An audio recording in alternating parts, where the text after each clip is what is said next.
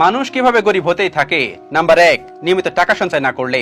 আপনার প্রচুর অর্থ সম্পত্তি আছে কিংবা আপনি আয় রোজগার করতেছেন, সেখান থেকে যদি আপনি সঞ্চয় না করেন তাহলে একটা সময় পর আপনি বিপদে পড়বেন।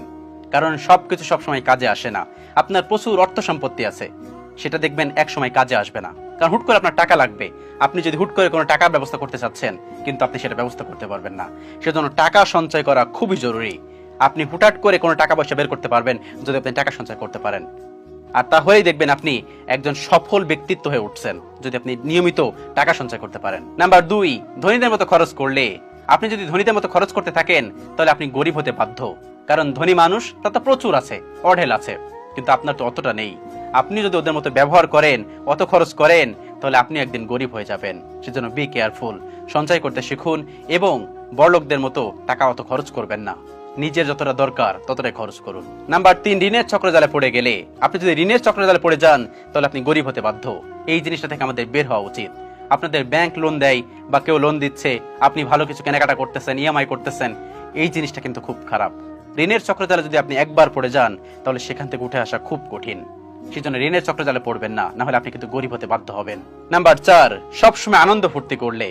আনন্দ ফুর্তি মানুষের জীবনে দরকার আছে, কিন্তু তাই বলে যে সবসময় আনন্দ ফুর্তি করবেন, সবসময় বাজে কাজ করবেন, নেশা করবেন, এটা কিন্তু খুবই খারাপ কাজ। এটা করলে কিন্তু আপনি গরিব হতে বাধ্য।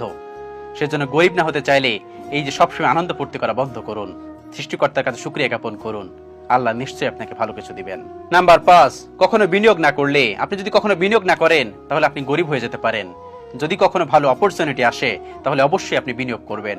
বিনিয়োগ করলে আপনি একটা ভালো পজিশনে যেতে পারবেন এবং ভালো একটা অঙ্কের টাকা পেতে পারেন। বিনিয়োগ করা প্রতিটা মানুষের জন্য দরকার। যদি ভালো কোনো সোর্স পান অবশ্যই আপনি বিনিয়োগ করবেন। যদি টাকা পয়সা বেহুদা খরচ করেন তাহলে একটা সময় পর আপনি গরিব হয়ে যেতে পারেন।